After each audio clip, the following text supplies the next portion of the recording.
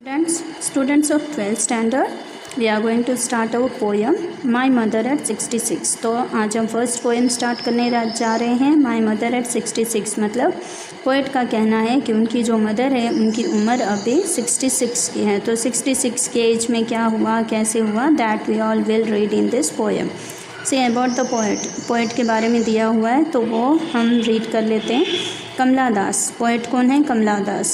She was born in 1934 and was still alive till 2009। उनका जन्म हुआ था 1934 में और वो मरी थी 2009 में। वॉज बॉर्न इन मलाबार में वो पैदा हुई थी, केरला में। She is recognised as one of India's foremost poets. अब उनकी जो पहचान थी भारत के प्रसिद्ध कवियों में से थी। Her works are known for their originality, versatility and indigenous flavor of the soil। उनका जो काम था या उनका जो पहचान थी उसमें अपनी ओरिजिनलिटी यानी सच्चाई थी, ईमानदारी थी, और वर्सैटिलिटी का मतलब होता है एकदम आर पार, यानी कि किसी भी चीज़ में कोई झूठ या अफवाहें नहीं, बिल्कुल सच और सत्य। And indigenous flavour of the soil, और इसके अलावा अपनी देश की मिट्टी की खुशबू भी थी। Kamala Das had published many novels and short stories in English and Malayalam under the name Madhavikutty. अब कमला दास की बहुत सारी नॉवेल्स यानी किताबें, स्टोरीज़ एंड शॉर्ट स्टोरीज़ यानी छोटी छोटी स्टोरीज़ जो कि इंग्लिश और मलयालम दोनों भाषाओं में प्रसिद्ध हुई थी, पब्लिश्ड यानी कि छपी थी। अब उनकी जो स्टोरीज़ अब इंग्लिश और मलयालम भाषा में जो छपी थी उनमें से नाम हुआ करता था Madhavikutty. Some of her works in English include the novel alphabet of lust. अब उनके कुछ प्रसिद्ध नॉवल में से एक थी अल्फ़ाबेट ऑफ लस्ट जो कि 1977 यानी 1977 में उन्होंने लिखी थी। A collection of short stories Padmavati, the harlot and other stories. उसमें उन्होंने कलेक्शन ऑफ स्टोरीज़ यानी छोटी छोटी स्टोरीज़ जो है उनका कलेक्शन डाला था, जैसे Padmavati the हार्लट and other stories, Padmavati हार्लट के बारे में, और कुछ और स्टोरीज़ जो कि 1992 में पब्लिश हुई थी। In addition to 5 books of poetry, इसके अलावा एडिशन में 5 अलग अलग और भी पोइट्री बुक्स उनकी पब्लिश हुई थी। She is an sensitive writer who captures the complex subtleties of human relationships in lyrical idiom. अब वो ऐसी कवित्री थी जिनको सेंसिटिव राइटर यानी बड़े गौर से, बड़े ध्यान से वो सब चीज़ों को बारीकी से नोटिस करते थे और वो अपनी पोएम में लिखा करती थी। और इंसानों का निजी रिलेशनशिप यानी इंसानों के प्रति कैसा भाव है वो लिरिकल इडियम में यानी लय और ताल को बनाकर पोएम में डालती थी। My mother eight 66 is an example, उसी में का एक एग्ज़ाम्पल है ये पोएम जिसका नाम है माई मदर एट 66। तो बिफोर यू रीड में देखिए दिया है, ageing is a natural process, have you ever thought what our elderly parents expect from us. अब यहाँ पे उन्होंने बताया कि एजिंग यानी उम्र जो बढ़ना वो तो एक नेचुरल प्रोसेस है, हर किसी के साथ होता है, कुदरती है।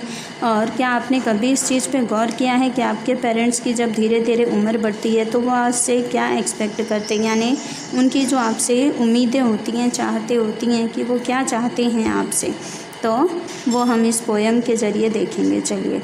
Driving from my parents' home to Cochin last Friday morning, I saw my mother beside me, dozed, open mouth, her face ashen like that of a corpse, and realized with pain that she was as old as she looked, but soon put that thought away and looked out at young trees printing, the merry children spilling out of their homes, but after the airport security checks standing a few yards। अब देखिए यहाँ पे एक daughter ने अपनी mummy की कथा बताई है।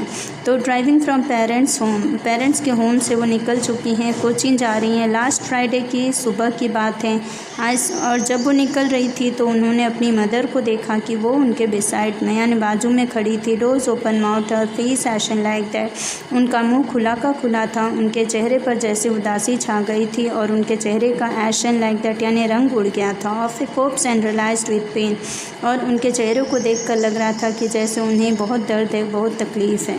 That she was an old age she looked but soon, अब उनके चेहरे को देखकर लग रहा था कि अब वो बूढ़ी हो चुकी हैं और बहुत ही जल्दी अब उनका रंग फीका पड़ गया। Put that thought away and looked out at young. अब वो कहते हैं ये सोच अपने दिल से निकाल दो और अपने आप को हमेशा जवान समझो। Trees sprinting the merry children's spilling. जैसे कि पेड़ जो होते हैं जब पत्ते झड़ जाते हैं तो पत्ते झड़ते हैं, लेकिन फिर भी बच्चे जो हैं वो उस पेड़ के नीचे खेलते हैं। Out of their homes but after their airports. अब उसी तरह एक एग्जाम्पल है कि बच्चे बड़े हो जाते हैं, वो एयरपोर्ट्स पे जाते हैं अपने घरों को छोड़कर। सिक्योरिटी चेक होती है उनकी standing in a few yards, और कुछ दूरी पर वो खड़े रहते हैं जब उनकी चेकिंग होती है, या अपने पेरेंट्स से वो इतनी दूर निकल जाते हैं ऊंची उड़ान भर के कि उनके पेरेंट्स खड़े रह के देखते रहते हैं। Here we are now again, आगे बढ़ते हैं। देखिए, away I looked again at her wan pale as a late winter's moon and felt that old familiar ache, my childhood's fear, but all I said was see you soon amma. All I did was smile and smile and smile. अब यहाँ पे away I looked यानी कि वो दूर खड़े रह के देखती रहती है कि उनकी मदर का जो फेस होता है बिल्कुल सूख जाता है, यानी सूखा पड़ जाता है, या उदासी होती है या दर्द होता है। ऐसे लेट विंटर्स, इस तरह से जब ठंड के सीज़न होते हैं तो ठंड के सीज़न में क्या होता है, मून जो होता है उसके ऊपर रोशनी की जो लकीरें होती हैं बहुत ही कम दिखती हैं। एंड फेल्ट दैट ओल्ड, और वो देखने से लगता है जैसे मून भी जो है बूढ़ा हो गया, उसकी रोशनी में चमक नहीं है। फेमिलियर एक, और उसी तरह मदर का फेस भी है, जैसे परेशानी से, दर्द से, जैसे परिवार का दर्द हो, बच्चों का तकलीफ़ हो, जैसे कि बच्चे जब छोटे हों, चाइल्डहुड फियर यानी कि बचपन का दर्द जो होता है, पेरेंट्स को जो परेशानी होती है। But all I said was see you soon, लेकिन पोएट कहती हैं कि ठीक है, मैं आपको जल्दी आकर मिलूँगी अम्मा, और उन्होंने अपनी मम्मी को अम्मा कहा है। All I did was smile and smile and smile. अब वो जाती रही उनसे दूर और उनके चेहरे पर सिर्फ स्माइल स्माइल स्माइल थी। अब वो स्माइल स्माइल स्माइल इसलिए कर रही थी जिससे उनकी अम्मा को ज़्यादा दुख ना हो।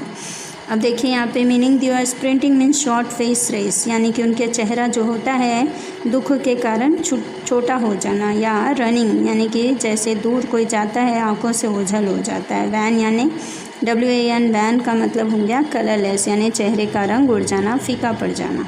तो ये पोएम ओवर हो गई स्टूडेंट्स। तो इस पोएम के ज़रिए पोएट आपको यही बता रहे हैं कि जब पेरेंट्स आपके उम्र वाले हो जाते हैं या बूढ़े हो जाते हैं तो उनकी जो उम्मीदें आपसे होती हैं या जो वो आशाएं आपसे लगा के बैठते हैं उनको आप कभी दुखी नहीं करना, उनके हर हाल में उनकी खुशी का ध्यान रखना है। तो ये एक मैसेज के रूप में पोएम है आप लोगों के लिए। होप आपको अंडरस्टैंड, आप सबने समझ ली होगी। Okay, thank you students.